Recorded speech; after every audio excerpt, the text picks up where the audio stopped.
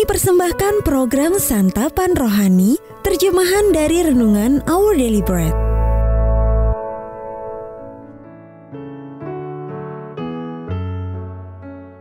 Sahabat ODB, pembacaan Alkitab hari ini terambil dari 1 Petrus pasal yang pertama ayat yang ketiga sampai dengan ayat yang ke-9. 1 Petrus pasal yang pertama ayat yang ketiga sampai dengan ayat yang ke-9. Pengharapan, iman, dan kasih. Terpujilah Allah dan Bapa Tuhan kita Yesus Kristus, yang karena rahmat-Nya yang besar telah melahirkan kita kembali oleh kebangkitan Yesus Kristus dari antara orang mati kepada suatu hidup yang penuh pengharapan, untuk menerima suatu bagian yang tidak dapat binasa, yang tidak dapat cemar dan yang tidak dapat layu, yang tersimpan di sorga bagi kamu, yaitu kamu yang dipelihara dalam kekuatan Allah karena imanmu, sementara kamu menantikan keselamatan yang telah tersedia untuk dinyatakan pada zaman akhir. Bergembiralah akan hal itu, sekalipun sekarang ini kamu seketika harus berduka cita oleh berbagai-bagai pencobaan.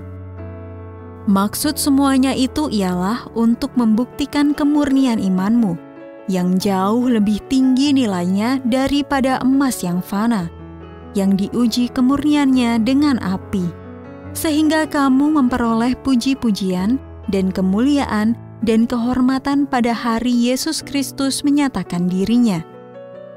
Sekalipun kamu belum pernah melihat Dia, namun kamu mengasihinya. Kamu percaya kepada Dia, sekalipun kamu sekarang tidak melihatnya. Kamu bergembira karena sukacita yang mulia dan yang tidak terkatakan, karena kamu telah mencapai tujuan imanmu, yaitu keselamatan jiwamu. Ayat mas renungan hari ini terambil dari 1 Petrus pasal yang pertama ayat yang ketiga. Allah telah melahirkan kita kembali oleh kebangkitan Yesus Kristus dari antara orang mati kepada suatu hidup yang penuh pengharapan. Judul renungan kali ini, Pengharapan yang Tulus, ditulis oleh Bill Crowder. Sahabat ODB, di awal tahun 1960-an, Amerika Serikat dipenuhi harapan akan masa depan yang cerah.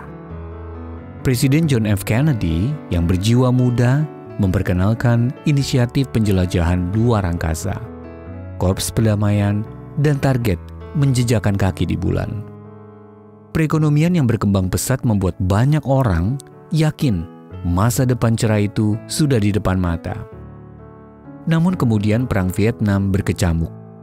Terjadi kerusuhan berskala nasional. Kennedy dibunuh. Dan optimisme yang sebelumnya dirasakan mulai memudar. Optimis saja ternyata tidak cukup, sehingga akhirnya tinggallah kekecewaan. Pada tahun 1967, A Theology of Hope atau Teologi Pengharapan karya teolog Jürgen Moltmann menunjukkan visi yang lebih jelas. Ini bukanlah jalan optimisme, melainkan jalan pengharapan. Keduanya tidak sama. Moltmann menegaskan bahwa optimisme didasarkan pada keadaan saat ini, tapi pengharapan berakar pada kesetiaan Allah, bagaimanapun situasinya. Jadi apa sumber pengharapan itu?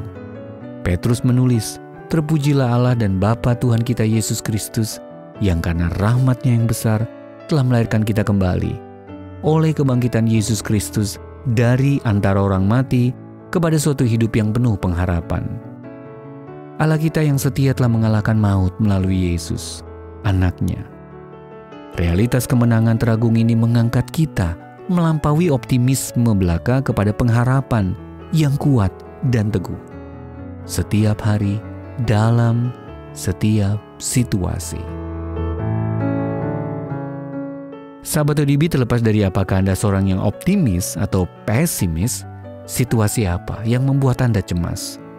Mengapa pengharapan lebih baik daripada optimisme dan pesimisme?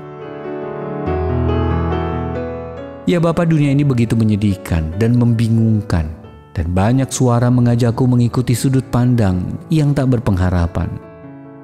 Tolonglah agar hatiku kuat berakar pada janji dan kuasa kebangkitan Yesus yang mengendalikan masa depan.